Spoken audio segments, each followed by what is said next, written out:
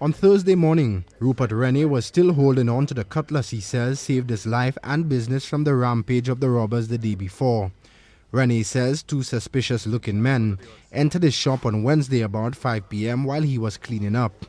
He says while attending to them, one of the men threatened him with a gun. The business owner says this was not the first time his business was targeted, and like before, he was not prepared to back down. One of them left the counter, they was coming towards me, and he had a gun. He cracked the gun and said, "Papi." When he said "Papi," I had the cutlass in my hand. I struck him. I didn't cut him, and he left. He ran. That's not the first time.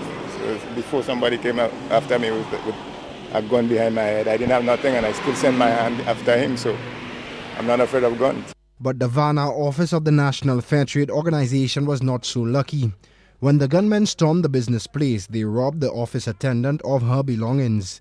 NFTO's acting executive officer Cornelius Lynch says those lawbreakers are anti-production and must be stopped. He says every member of society has a role to play in apprehending such criminals. The criminals, they have brothers, they have mothers, they have sisters, they have wives and girlfriends. And someone in the society, in their family, they know they are involved in those criminal activities. And so therefore, we need to expose them, stop harboring them, stop buying items stolen from them and say it is cheaper. You know, because it is costing us cheaper to buy it from them, we encourage them to go and steal things, and we buy it from them and we retail it. We need to stop that practice. The owner of Total Construction Supplies in Marigot raised the alarm after sighting 3 suspicious men at his business on Wednesday. The men fled the premises after being confronted by a security guard. That same business was targeted by conmen with fraudulent checks about 2 months ago. Timothy Mangal says business operators in the area must now beef up their security to protect their investment. Just try our best in putting certain security measures in place, some that we have, and try to enforce what we have and even reinforce it.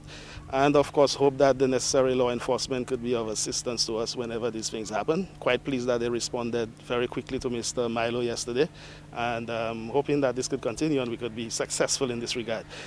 In both cases, in my case earlier this year and in Mr. Milo's case this year, both parties were unsuccessful, and we hope that at least that could send a message to them that they should not target us in this area. 3 men are being detained at the Marigot police station and are assisting police with investigations. The men were arrested aboard this vehicle late Wednesday in Bocage.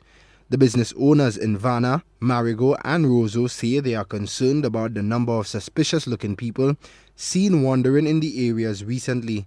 Shannon Labonne, HTS News, Channel 4.